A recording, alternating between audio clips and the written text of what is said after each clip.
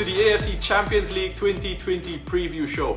I'm Rish Roshan Rai, and together we'll be looking ahead to the restart of the East Zone of Asia's elite club competition. Now there'll be 15 teams fighting it out in Qatar for a chance to face off against the West Asian representatives, Iran's Persepolis, in the final on the 19th of December. Now we've got lots to cover on this show, so let's get into it. So let's start off with Group E, which kicks off on the 21st of November with FC Seoul set to face Beijing FC. Now both sides are level on points at the top of the table. They both picked up 1-0 wins on matchday 1 against Melbourne Victory and Shanghai United respectively. Now for FC Seoul, they've had a difficult season on the domestic front. They ended the K-League 1 season in 9th position on the table. There's also been a bit of upheaval on the coaching front. After 2013 AFC Coach of the Year Choi Yong-soo decided to leave the club towards the end of July after a poor run of form. And one of his assistants, Kim Ho-young, then stepped in to take charge on an interim basis before he also decided to leave at the end of September after 9 matches in charge. FC Seoul then saw the rest of the season with Park Hyuk-sun taking the reins. On the pitch though, they still have some decent young players like Cho Young-wook and Kim Jin-ya to call upon, while seasoned campaigners like Ozma, Park Chu-yong and, fitness permitting, maybe even Ki Sung-young in their squad to give them a boost in quality and experience. Now Han Seung-gyu could be another to keep an eye on after his solid performances for them this season. Now FC Seoul may have struggled domestically this season, but one of their group opponents, Beijing FC, they've looked impressive in this year's Chinese Super League. Now they're led by former Olympique Lyonnais manager Bruno Genesio, and he's recently managed to guide them to 3rd place finish in the CSL this season. Now this Beijing side is brimming with talent to its spine. This highly rated Korea Republic central defender Kim Min-jae leading from the back. Then in midfield you've got the likes of Renato Augusto, Jonathan Vieira, Zhang Si-che and Che Chong-kuo pulling the strings for them in midfield and providing the ammunition for their top scorer Cedric Bakambu. A bit of doubt about whether he'll be available to participate after international duty, but hopefully he'll be there for Beijing FC. He scored 14 goals for them this season and he formed a good partnership with Zhang Yuning up front. Now the expectations are that they'll be group favourites, but the performances from the big names have to come once this tournament restarts. Right then, moving on to Melbourne Victory, and just like FC Seoul, they've also struggled domestically and they ended up finishing in 10th on the A-League table. Now that actually meant they failed to make it into the final series for the first time since the 2011-2012 season. They also have a new manager in charge, with their former player Grant Brebner stepping into the hot seat at senior level after spending 6 years gaining coaching experience by working with the club's academy. Now he's also decided to revamp his backroom staff. He's brought in former Blackburn Rovers head coach Steve Keane into the coaching team as his assistant. Now Brebner has been busy strengthening the squad with several exciting new signings, including the likes of former Wigan Athletic and West Bromwich Albion attacker Callum McManaman and his former Luton Town teammate Jacob Butterfield. Highly rated young forward Ben Falami, who is part of the squad that helped Australia qualify for the Olympics at the start of the year, has also joined the side on loan from Ipswich, and these signings will hopefully provide a boost to a squad that will be desperate to put the disappointment of the last domestic campaign behind them with some strong performances in Qatar. We're going to take a look at Thailand's Shanghai United next to round off the group, and they sit bottom after 2 narrow 1-0 defeats from the opening 2 matches against Melbourne Victory and Beijing FC. Safe to say it's been quite a learning curve for Shanghai. This is their first appearance in the group stage of the AFC Champions League, but they will be looking for their first goal and possibly their first points of the campaign when they go up against FC Seoul on the 24th of November. On the domestic front, they're doing pretty well in Thai League 1, but they have lost their head coach Masami Taki recently. Now at the time of this recording, the first team coaches Alongkorn Tongaon and Emerson Pereira da Silva have stepped up to take the reins of a side that boasts some really talented young Thai players. Ekanit Panya, Shinapat Leo and Chotipat are some names to look out for. Now they'll be supported by the likes of Pitiwat, former Suwon Bluewings midfielder Lee Yong-rae and veteran forward Bill. The Brazilian is Shanghai's top scorer in the league this season. Well, on we go to Group F now, where FC Tokyo lead the way after picking up 4 points from the opening 2 games. A 1-0 draw against Ulsan was followed by a 1-0 win over Perth Glory. Now, FC Tokyo will play their third game of the group stage against Shanghai Shenhua on the 24th of November. In terms of their recent form, the Japanese side have had some worrying results and performances on the domestic front over the last few weeks or so. But look, this is an opportunity for them to hopefully return to the sort of form they showed in the earlier stages of the J1 season. Kenta Hasegawa could have the Brazilian connection of Diego Oliveira and Leandro alongside Kensuke Nagai leading the attack for his side in Qatar. At the back, the experienced Masato Morishige could be joined by 23-year-old Tsuyoshi Watanabe, while 22-year-old rising star Shuto Abe could potentially be lining up in their midfield. Alright, let's have a look then at 2012 AFC Champions League winners Ulsan Hyundai. Now, it was a disappointing end to their domestic season. They suffered a double heartbreak of losing out on the K-League 1 title and the FA Cup to their rivals Jeonbuk Hyundai. But they've got a great chance of still picking up some continental silverware this season if they can shake off their domestic disappointment. It's a talented side, and manager Kim Do-hoon has the quality to call on right through the core of the team. Got reliable Dutch centre-back Dave Bolthuis, and he could feature alongside Jung Seung-hyun in the heart of their defence. In the middle of the park, the classy young midfielder Won Du-jae, player of the tournament at the AFC Under-23 Championships earlier this year, could be an important starter for them as he looks to dictate the tempo for his side. Further forward, you've got K-League 1 top scorer Junior Negao with his 26 league goals this season, and he'll be looking to open his accounts on the continent, and he could be supported by the likes of Lee Chung-yong and Kim In-sung when they restart their campaign on the 21st of November against Shanghai Shenhua. And that's our next stop as we round up our look at the teams in Group F with Perth Glory, who will have a new man in charge for the AFC Champions League campaign after former Australian international Richard Garcia was handed the reins in September after Tony Popovich left the club earlier that month. Just like their A-League counterparts, Glory have recently started pre-season training, so perhaps a lack of match fitness and sharpness could be a potential issue for them in Qatar.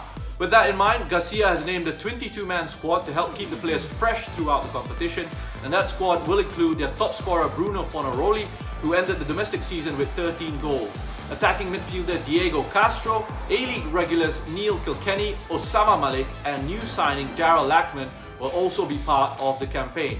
Nick D'Agostino's welcome return to fitness will also provide the travelling party with an additional attacking option. D'Agostino was a crucial member of Australia's AFC Under-23 squad, which qualified for the Olympics earlier this year.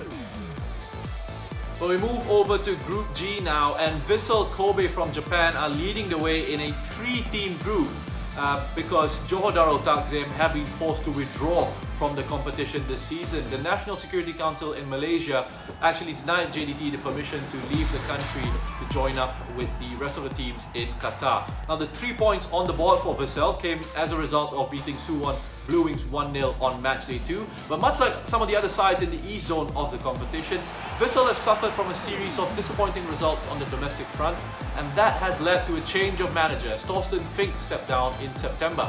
He was replaced by Atsuhiro Miura, who was Vissel's sporting director, but who has now been tasked with turning their on-pitch fortunes around. Now, despite the difficulties in J1 this season, Miura will still have some high-quality individuals to call upon, with Andres Iniesta perhaps the standout name. He'll be ably supported by Japanese internationals like Gotoku Sakai and Hotaru Yamaguchi, along with Kyogo Furuhashi, who has been in good goal-scoring form for Vissel Kobe this season. Let's have a look then at the two-time AFC Champions League winners Guangzhou Evergrande. They will be making their debut in this season's competition on the 22nd of November. Now, despite finishing as runner-up in this season's Chinese Super League, the squad still has plenty of quality and title-winning expertise throughout its core. In addition to that, Talisca's technique and flair could help break down stubborn opposition to provide goals and create chances for the talents of Wei Shihao and Ikerson in the other attacking positions along the forward line. Now, despite their recent defeat to Jiangsu Suning in the CSL title playoff, Guangzhou Evergrande will still be heading into the restart as one of the competition's strongest sides, and confidence should be high amongst the squad as Fabio Cannavaro leads them in their search for a third AFC Champions League crown. Alright then, time to look at another two-time continental champion, Suwon Samsung Bluewings. They're next, and they have to get the campaign back on track quickly if they're to stand a chance of qualifying for the knockout stage.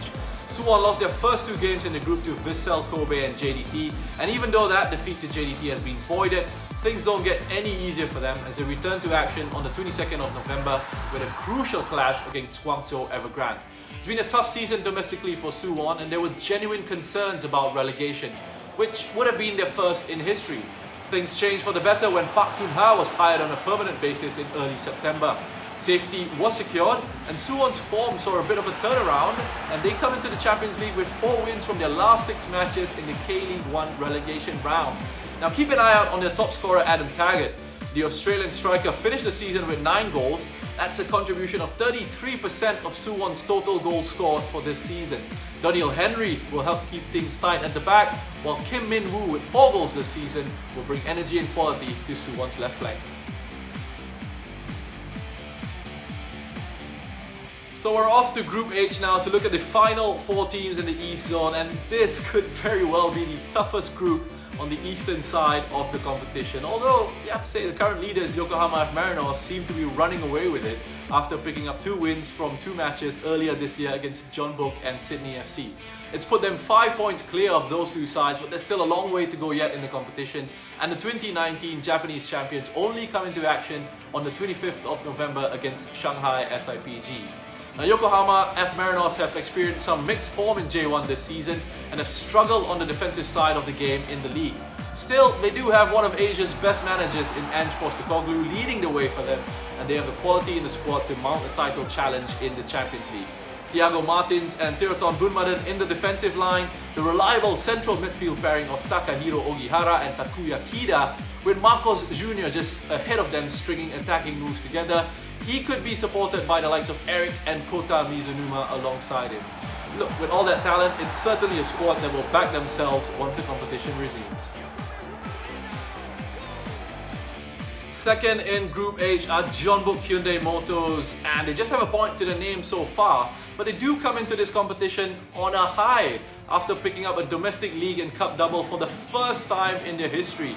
Jose Moraes' 2-year spell as manager of the club has been prosperous, to say the least, with 2 league titles and an FA Cup win under his belt. He'll now be looking to create history by leading Jeonbuk to a treble before he ends his spell at the club.